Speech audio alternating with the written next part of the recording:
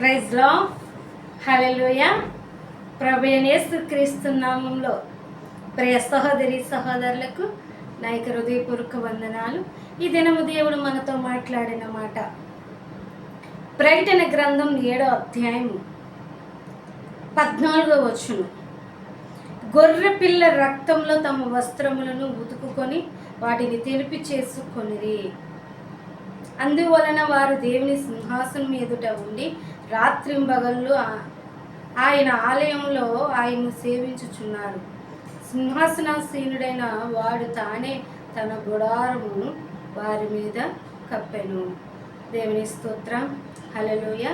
పరిశుద్ధాత్మ దేవుడు ఇది మనతో ఏమని మాట్లాడుచున్నాడంటే, వారు మరి యేసుక్రీస్తు రక్తములు అంట, గొర్రె పిల్ల రక్తములో తమ వస్త్రములను ఉతుకుకొని వాటిని తెలిపి చేసుకొనిరి.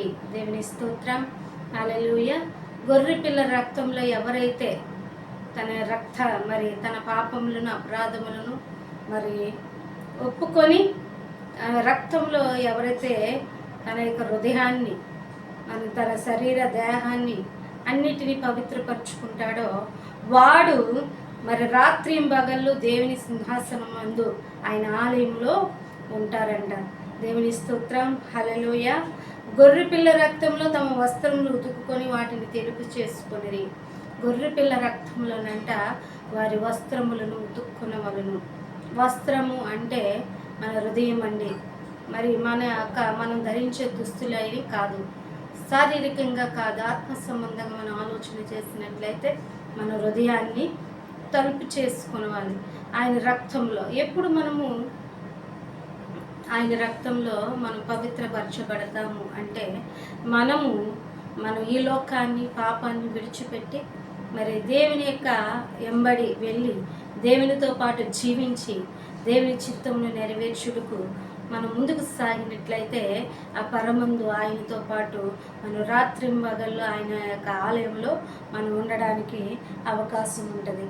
ఎవరైతే వారి వస్త్రాలు తెలుపు చేసుకుంటారో, ఎవరైతే వారి యొక్క హృదయం తెలుపు చేసుకుంటారో, ఎవరైతే వారు శుద్ధిపరచుకుంటారో, వారు పవిత్రపరచుకుంటారో వారు దేవుని రాజ్యానికి వారసులు.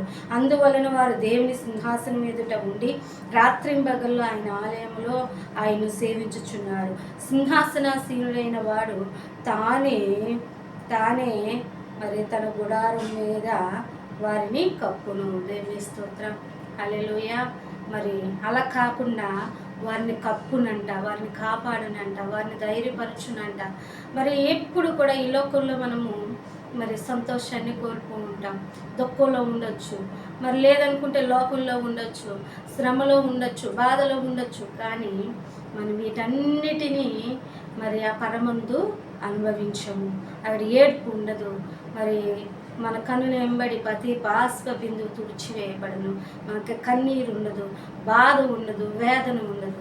ఎవరైతే వారి మరి హృదయాన్ని తెలుపు చేసుకుంటారో వారి దేవుని రాజ్యానికి వారసులు అంటున్నారు. ఎఫెసీయులకు రాసిన పత్రికలు అంటాడు, సంఘము నిష్కలంకమైన సంఘం గాను, నిర్దోషమైన సంఘం గాను, మరి గొర్రెపిల్ల రక్తంలో కడగబడిన సంఘంగాను ఉండాలని క్రీస్తు వారు మరి ఉతక స్థానము చేత తాము మరి తగ్గించుకొని ఉతక స్థానం చేయాలని మరి అక్కడ కూడా ఎఫెసీయులకు రాసిన పత్రికలో రాసిన రీతిగా మనము కూడా మరి 5వ అధ్యాయంలో రాసిన రీతిగా మనము కూడా మన హృదయాన్ని, మన దేహాన్ని, మన ఆత్మను శుద్ధి చేసుకునే వారిగా ఉండాలి.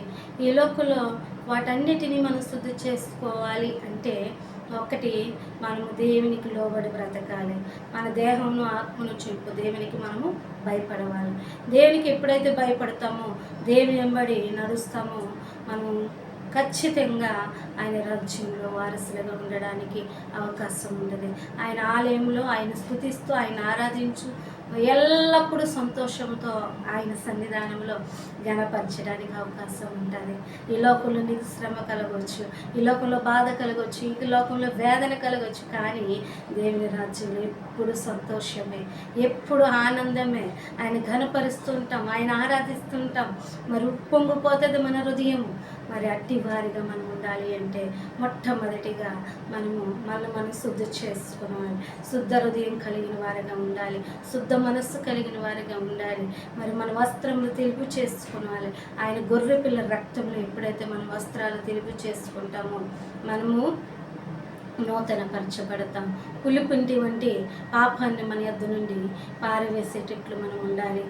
కొంచెమైన పులిపిండి కొంచెమైనా ఆ యొక్క ముద్దంతియు పులి చేయనన్న రీతిగా మరి ఒక మరి స్వచ్ఛమైన పాలులో పులిచిన మజ్జిగ చుక్కి వేసిన ఎడల అదంతా పులుపు అగును. అలాగే ఈ పాపము మన పవిత్రపరచబడిన మన క్రీస్తు వారిలో మనం పవిత్రపరచబడి శుద్ధి చేయబడిన మనము ఈ లోకంలో ఈ పాపంలో మనం ఉన్నట్లయితే మనము కూడా మరి పాపానికి మరి శుద్ధి చేయకుండా అపవిత్రపరచబడతాం. ప్రియ సహోదరి సహోదరులారా, మరి దినాన్న దేవుడు నీతో నాతో మాట్లాడుచున్నాడు. మనం శుద్ధి చేయబడాలి.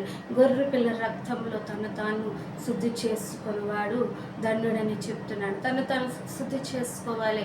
మరి దావీదు చెప్పిన రీతిగా 51వ కీర్తనలో ఈ షోపుతో నన్ను కడుగు మిమ్మమ్మ కంటే నన్ను తెల్లగా కడుగుము అనేసి రీతిగా మరి చెప్పి ఉన్నాడు. ఆ రీతిగా మనం కూడా దేవుని సన్నిధానంలో దేవుని రాజ్యానికి వారసులుగా సిద్ధపడదాం. దేవుని చిత్తాన్ని నెరవేర్చువారిగా ఉన్నాం. దేవుని సన్నిధానంలో ఆత్మతో సత్యంతో ఆయన ఆరాధించి ఎప్పుడు సంతోషించేవారిగా మరి రాత్రింబగల ఆయన ఆలయంలో ఆయనతో పాటు మనం ఆనందించేవారిగా మనము సంతోషించేవారిగా మనం ఉన్నట్లయితే దేవుడు పరిశుద్ధాత్మ దేవుడు తనతో పాటు మనము దేవుని సన్నిధానంలో ఉండడానికి అవకాశం ఉంటుంది. ఇక మీదట ఆకలైన దాహమైనను ఉండదు, సూర్యుని ఎండైనను ఉండదు, ఆ వడగాలి అయినను వానికి తగులదు. ఏలైనగా సింహాసనం మధ్య నుండి గొర్రె పిల్ల వానికి కాపరయ్యుండును. మరి ఇదే కాదండి, మనం ఎప్పుడైతే గొర్రె పిల్ల రక్తంలో శుద్ధి చేయబడి మనం ఆయన సన్నిధానంలో ఉంటామో వారికంట ఆకలి ఉండదంట, దుఃఖం ఉండదంట. మరి ఏమంటున్నాడంటే మరి ఆ దేవుని దూతంట వడగాలి వడదెబ్బైనను మనకు తగులదంట. మరి ఏలయనగా సింహాసనం మధ్య నుండి గొర్రె పిల్ల వానికి కాపరయ్యుండును. గొర్రె పిల్ల కాపరయ్యుండు. దేవుని దూతలు మనకు కావలగా ఉంటాయంట. మరి ఎంత ధన్యత మనకు ఉన్నదండి ఈ లోకంలో మరి అందరు నిన్ను అవమానించవచ్చు, అందరూ వేధించవచ్చు, బాధ పెట్టచ్చు, మరి వేదన చెందొచ్చు క్రీస్తు నిమిత్తమే. కానీ పరలోక రాజ్యం మనం సంపాదించినట్లయితే, పరలోక రాజ్యంలో మనం వారసురాలుగా ఉన్నట్లయితే దేవుని రాజ్యానికి మరి దేవుని రాజ్యంలో దేవునితో పాటు సంతోషించే వారిగా ఉంటాం. మరి ఆయన దేవదూతలు మనకు కావలిగా ఉంటాయి. ఆకలి ఉండదు, దప్పుదు ఉండదు, కన్నీరు ఉండదు, వేదన ఉండదు. ఎప్పుడు అంటే మరి దేవుని రాజ్యంలో నువ్వు దేవుని రాజ్యగా, దేవుని పాత్రగా, మరి దేవుని సింహాసనం మందు ఆయన సింహాసనశీనుడైన దేవుని యొద్ద నువ్వు నివాసం చేసినట్లయితే మరి గొప్ప భాగ్యాన్ని పొందుకున్న వాడిగా ఉంటాం. ఇటు వాక్యం దేవుడు దీవించును గాక. ఆమేన్. శుద్ధ హృదయం కలుగజేయుము, శుద్ధ హృదయం కలుగజేయుము, నాలోన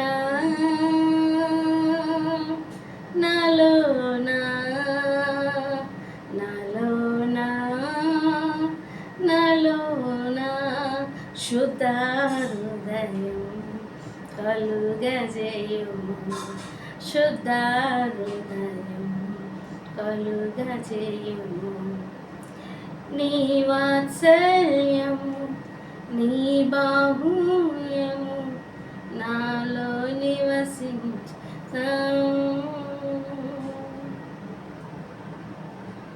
శుద్ధ హృదయం కలుగజేయుము, శుద్ధ హృదయం కలుగజేయుము, నాలోన